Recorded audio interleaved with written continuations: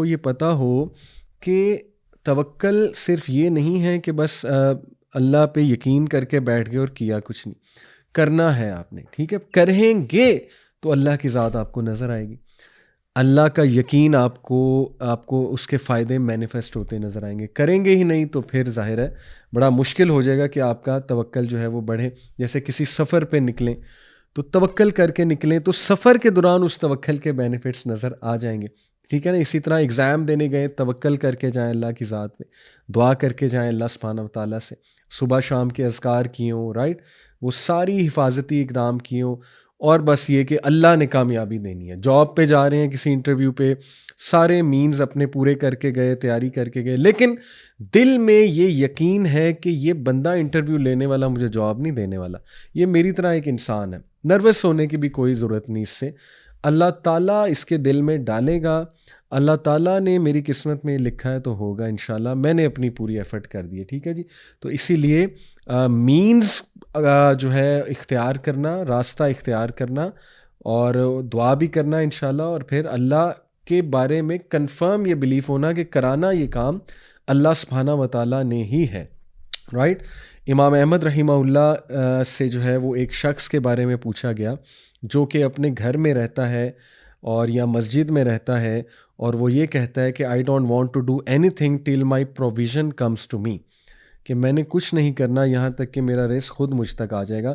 تو امام احمد نے تبصرہ کیا، this man has no knowledge of prophet صلی اللہ علیہ وسلم اسٹیٹمنٹ کہ Allah has made my provision under the shade of my sword. سبحان اللہ، یہ حدیث ہے، صحیح حدیث.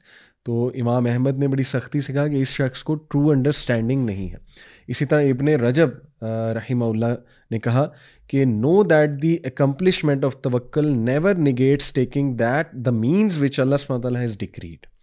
اللہ ordered us to make an effort, do our best and seek the means in addition to placing one trust in Allah.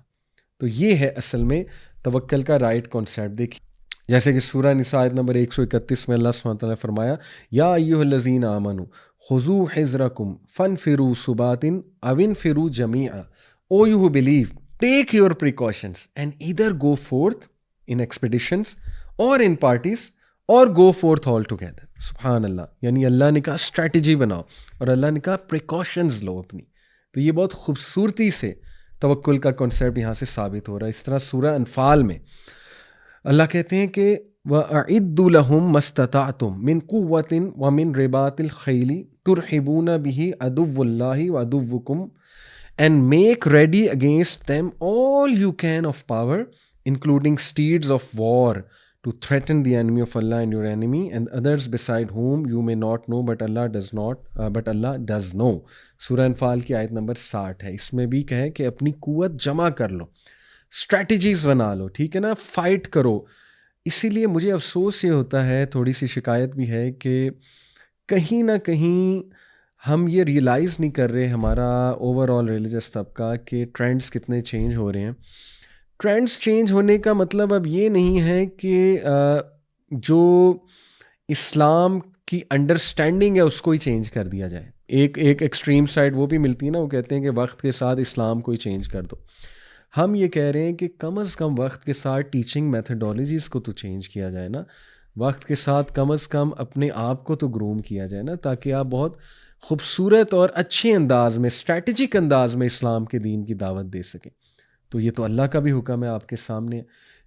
محنت ہی کوئی نہ کرنا، ماڈرن ٹیچنگ میتھڈالوجیز نہ سیکھنا، زمانے کو انڈرسٹینڈ نہ کرنا، اپنے اسٹوڈنٹس کو انڈرسٹینڈ نہ کرنا، اپنی کلاس روم کو انڈرسٹینڈ نہ کرنا، جنریشن زی کا دماغ کیسے کام کرتا ہے اس کو مد نظر نہ رکھنا، اور بس جا کے ایک لیکچر ڈیلیور کر دینا اور بس یہ کہنا کہ بس ٹھیک ہے، یہ جو ہے میں نے اپنی حجت پوری کر دی ہے. دیکھیں اچھی بات ہے، دین کی بات تو ہم نے کرنی ہے، لیکن اس کا ہرگز یہ مطلب نہیں ہے کہ ہم پراپر تیار ہو کے نہ جائیں یا پراپر اسٹریٹجیز جو ہے وہ اپنا کے نہ جائیں. تو بہرحال قابل غور پوائنٹ ہے، انشاءاللہ اس میں ہمیں بہت زیادہ جو ہے وہ غور کرنا چاہیے. اسی طرح دیکھیں اللہ نے قرآن مجید میں فرمایا، فَإِذَا قُضِيَتِ الصَّلَاةُ فَانتَشِرُوا فِي الْأَرْضِ وَابْتَغُوا مِن فَضْلِ اللَّهِ وَاذْكُرُوا اللَّهَ كَثِيرًا لَعَلَّكُمْ تُفْلِحُونَ، سورہ جمعہ کی آیت نمبر 10 ہے کہ جب پھر جمعے کی نماز اختتام پذیر ہو جائے تو تم پھیل جاؤ،